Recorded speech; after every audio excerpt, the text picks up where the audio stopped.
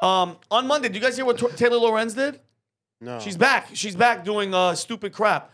She got backlash after she admitted a social media post. So somebody implied that that Biden was dead. Okay, can you show the post? Someone posted a black and white photo of Biden with the caption "R.I.P. Joe Biden, 1942 to 2025." And what's it saying? You were always a racist effing monster and will not be missed. Instead of condemning it, you know what she says? This tweet got my hopes up. Like think about that, okay? For a second, okay? She has lost her mind. She's calling him. You know why she's doing this? She called Biden a war criminal for supporting Israel and blamed him for a laundry list of things, saying her sympathies lie with those Joe Biden has harmed and killed. And when people called her out, she said, "You guys don't give a f about." This is her tweet about Joe Biden. You hate that man too. And it's like, hey Taylor, yeah, I don't like the guy. I think my opinion. He's done some disgusting stuff in his past. His daughter has written about it. His son is a degenerate, crack videotaping, whatever, you name it, that Hunter's done. But wishing death on somebody, I mean, how low can you go? Like, it's completely wrong. Well, it's inhuman, but there's a difference between hating someone and wishing death upon them, and you can adopt the Mark Twain perspective, which is I've never wished death on anybody, but I've read many obituaries with gleeful delight. Yeah.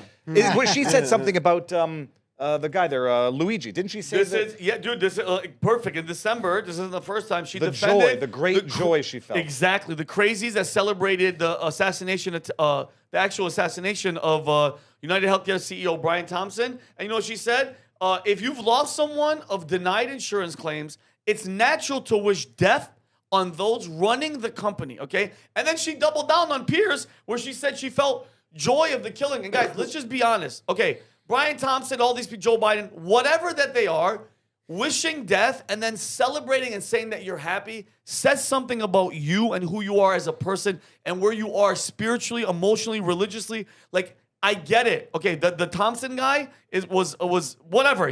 All the insurance guys that are running that type of stuff, and that's what they do. You're not gonna freaking wish death upon them, right, Humberto? What do you think? I mean, this is so pointless. I mean, the guy is so close to death that wishing it is just like, I mean, come on. How much time does he have? Less than 10, 15 years?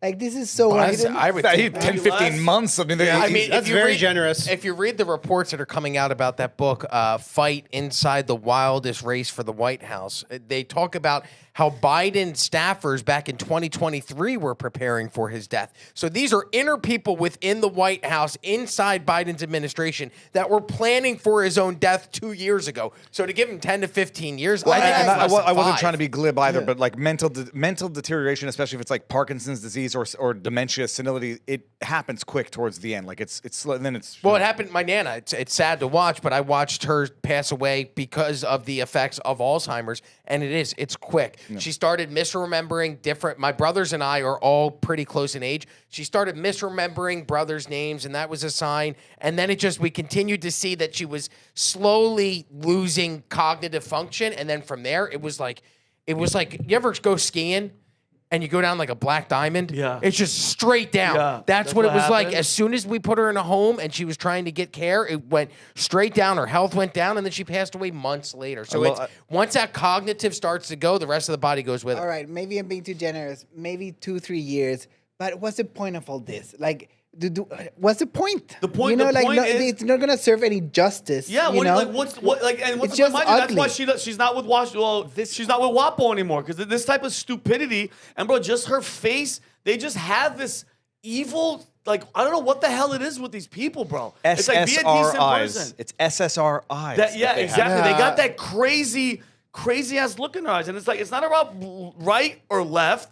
It's about being a decent human being, bro. You understand what her tweet is. This tweet got my hopes up. Itself is a dog whistle to say, oh, it would be great if someone were to do what nature has seemingly not yet done. She does it over and over and over again, and then she cries like a little itch bay that she's the victim of being doxxed and people doing terrible things to her on the internet. Yeah. This is every fear hides a wish, and that's quite clearly a wish. Yeah, and by the way, since we're on this, people that are cheering murderers, Bill Burr, I can't wait to hear Humberto's take on this. He had a run-in with reporters, I think last week on the red carpet of the 2025 Mark Twain Prize for Conan O'Brien, which I freaking think is hilarious, Reporters pressed him about his support for Luigi Mangione and a guy the Brian Thompson thing. And as usual, being the weak beta that this guy is, the chicken poop response. Jake, can you go ahead and play this response? Mind you, he's out there talking crap, and he's out there in the political world. And I think it all started when his wife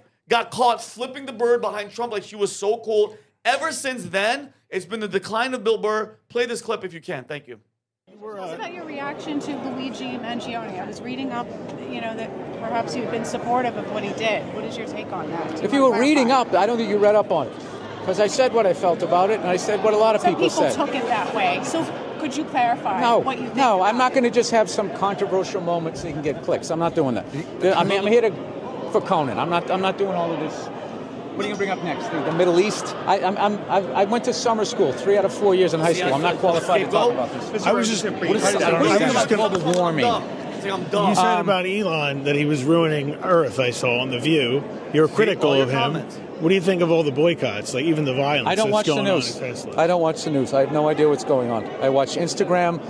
I watch people wipe out on motorcycles. I watch lions and hyenas fight each other. This is the things that I do. And I don't think you should be asking a comedian. You're a journalist. Comedians are on top of current events. No. That's weak. That's you guys passing the buck. You guys need to have balls again, which you don't. You guys need to have You guys always balls. goes, should we be thinking this? Duh. You guys present stuff like that. You guys used to have balls. You need to get your balls back. And it's not my job. I am a dancing clown. Okay. It's actually not that- Go ahead, say your point. Yeah, man. it's actually not that bad. I kind of don't mind what he said there. 'Cause- Yeah, that's fine if you said that and not said all of the free Luigi Mangione stuff. But you went out there on your high horse and tried to cater to that vocal minority of people that think that Luigi Mangione is some type of cultural icon. So you go out and you continue to make these statements, not just once. He's done it multiple times because I know he did it on Jimmy Kimmel. I know he's done it on other shows as well. So he's thrown out the free Luigi thing multiple times. And then when he gets pressed on his comments, he's like, oh, I'm just a dancing monkey. No, if you were just a dancing monkey, we wouldn't be asking you about the comments that we're pressing you on right now. But by the way, he's a coward. Bill Burr, you are a coward. You can't talk all that shit. And mind you, you're talking it. And like I said, it all started when his wife, because I'm pretty sure the Trump MAGA audience started coming after him. Like, bro, the president's standing there and you're flipping him the bird. That's all. It all went down. But and here's my point. Then I'm gonna come to you, Dave. It's like you can't open your mouth and then expect not to be questioned or pressed on it. Okay? If I wore a matador outfit and I go in the bull ring and I grab the cape and I'm doing this, I can't be surprised and shocked when the bull comes after me. That's what you're doing. And what a soft, pussy ass move to be like, no. I'm a dancing clown. No, I don't read. I went to summer school. No. You're opening your mouth, and now people are coming after you. Take that shit like a man. You talk tough. So guess what? When it comes at you, step up. You know what you should have said? Yeah, I said it. That guy deserves to die. That's exactly what you should have said. You should have said, you know what? I'm cool with a father, and Bill Burr's a father, a guy that had a mother, a father, kids, wife. I'm cool with him getting shot in the middle of the street. And for the rest of that kid's life, that kid, Brian Thompson's kid, gonna be able to go online and see his father getting shot in the back. That's what you're saying that he's cool. That's what you're cool with. And I think you're a coward and you're a pussy because I'm a comedian too, but I have my point of view. When I'm on stage, I'm funny. If you want to just be funny, just be the dancing clown. Just be that guy. You say free Luigi and people step to your ass, take that shit like a man, like the rest of us do. Well, the irony is he accuses the reporters of not growing a pair and doing their job when that's exactly what he's doing. Is he's being a coward and wiggling out of it. The problem is he said things that got him an audience, that got him some attention from people who support public executions.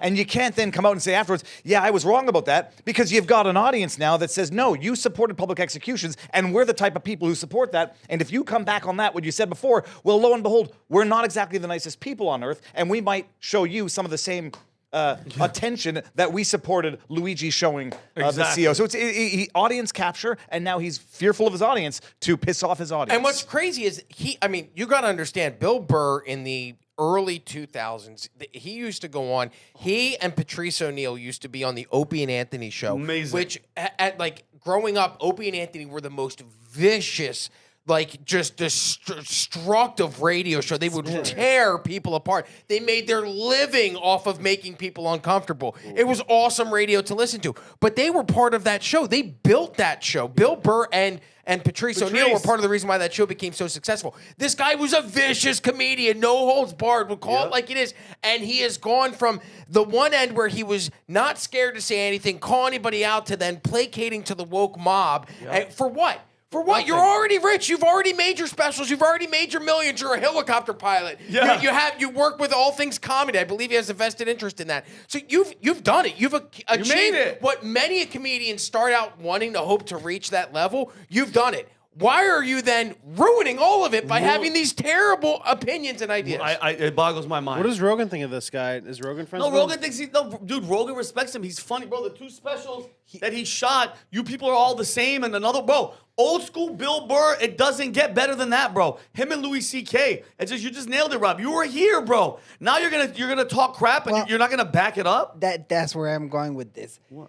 There's this old Latin concept, right, from ancient, Latin philosopher. It's called vis comica. That means the power of humor, right? Mm-hmm. So, ancient philosophers, they believe that anything that is too taboo or too dark to be spoken about seriously, they will have people to talk about it making jokes. Yeah. So if you see that comedians they made the most progress when it comes to gay rights because they started joking about the gays.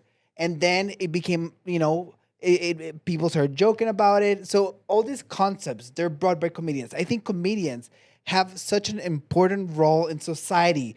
Bringing, like, for example, I didn't mind when Tim Dillon was joking about, what's his Brian name? Thompson. Yeah, no, Louis Mangione. Oh, Louis Mangione. Yeah, all right. Playing the Christmas carols. He's being funny, and he's not being serious. He's being facetious with it. Very facetious. That's his style. That's what I'm getting at. Like, I think our problem with Mr. Burr. I think he's really funny. I used to love his Monday morning podcast. I will listen to it religiously, like, especially when he talks about sports. It's great. I think he's not fulfilling his role as a comedian and as a part of society. A comedian, you need to push the envelope. I think his home life, I'm not going to comment on it, but I think it's out of control and it's affecting his career. They call it the canary in the coal mine for censorship. Like doing comedy, they say that that's how you know that the government or whoever's trying to actually censor people is when they start telling comics they can't say things. Can I tell you that as my experience, because I've been doing stand-up a lot more, I'm getting back into doing it now, I can tell that there's a definite shift in tone with the audience. Good or bad? Good. Good. It's back. Comedy is back. And it started in November. It sucks to even sit here and say that Donald Trump saved comedy because I don't want to be a Donald Trump nut hugger. But honestly, he did. The administration did it. Like, there's a different feel in the crowd when you bring up politics where we can joke about it again. I joked on stage about Canadians and how they were, and something stupid, nothing. But I was just like, hey, you guys are now Americans. There's no worry. You're the 51st state. Everybody loves that. They actually can laugh at Trump. Whereas if you tried to laugh at Joe Biden, it's like, guys, how could you mock Joe Biden? Yes, he's a national treasure. He's dedicated his life to public service. And real quick, Vinny, before we move on, because I know we got to wrap up, there was a study that came out, and I wanted to bring this up because we're talking about the assassinations. I saw this yesterday on the Daily Caller. It's super interesting. Data released Monday from the Network Contagion Research Institute found that 48% and 58% of left of center people at least somewhat justified the murder for Elon Musk or President Donald Trump, respectively. So there's even a percentage of the far left that not only condones these assassination attempts, but also wants them for Elon and wants them for Donald Trump. That's very disturbing that almost half of the far left thinks it's justified to kill Elon and Trump. Unbelievable. And but at the same, we need to afford comedians a little more leeway whenever they're talking. It's different. It's a job. Yeah, it's a very difficult job. He went from comedy to activism. Yeah, what he was doing there was activism, that's the difference. And then he doesn't want to defend it. Alberto, you know who I am. I do my stand-up, do my stuff. But when I have a point and I'm ready to go on peers or whatever, I'm sticking up for, and I'm not going, oh, don't take me serious, because I'm just a funny guy. No. If you open your mouth, you're in the ring. Don't get mad when you get punched in your face. That's it. So if you like this clip, click right here. And if you want to see more like it, click right here. Stay angry, Patriots.